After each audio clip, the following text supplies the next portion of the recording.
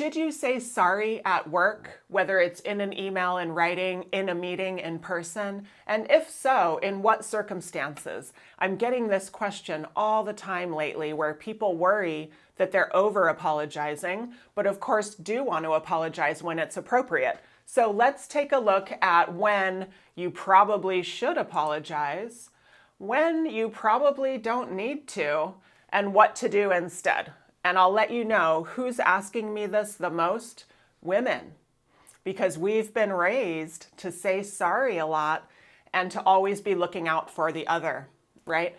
And I hear this question from men in some cultures where they feel like they've been raised to be very humble. And in both cases, we can feel like maybe we're over apologizing to the point that we sell ourselves out.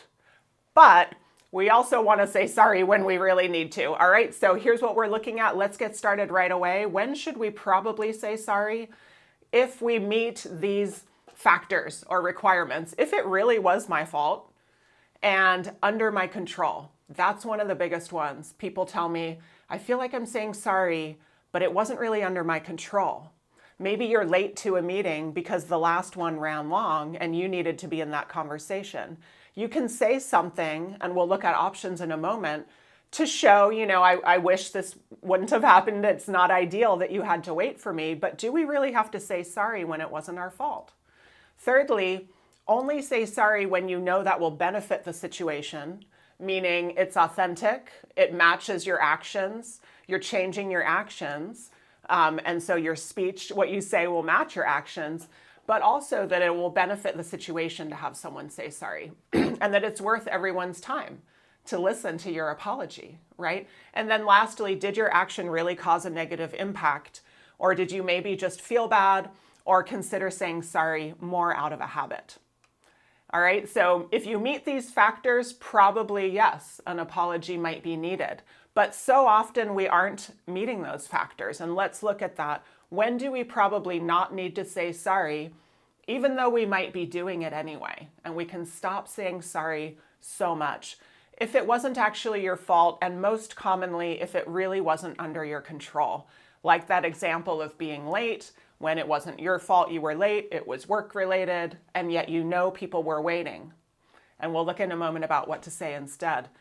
Saying sorry doesn't always help, right? Maybe people are really busy and don't have time to listen to or read the apology, and it would feel a little more like more from you about what happened, right? So we're only saying sorry when that contributes something. And then lastly, when saying sorry would not disrespect ourselves, okay? It's always this balance. We want to respect our reader or listener, but we want to respect ourselves as well, the writer or the speaker. And so we don't say sorry when we have that feeling of, you know what, this wasn't my fault, and I'd be kind of selling myself out if I said sorry. So it's okay not to say sorry, and yet we do want to acknowledge a situation that's not ideal, that we contributed to. But when it wasn't really under our control, here's what I would suggest doing instead.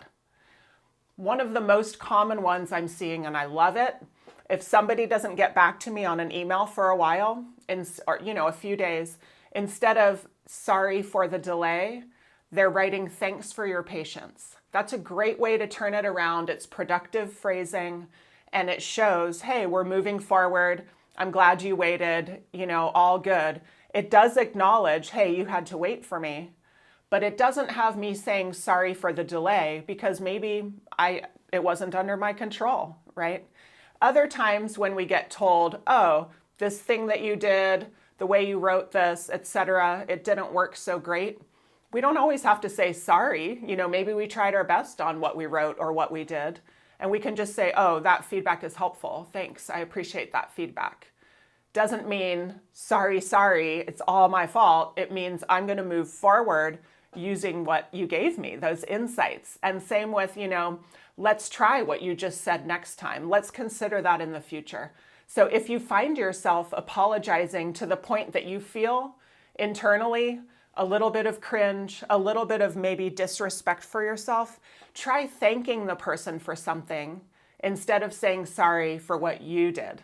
That's a great way to meet that balance of respecting yourself while respecting your reader or your listener.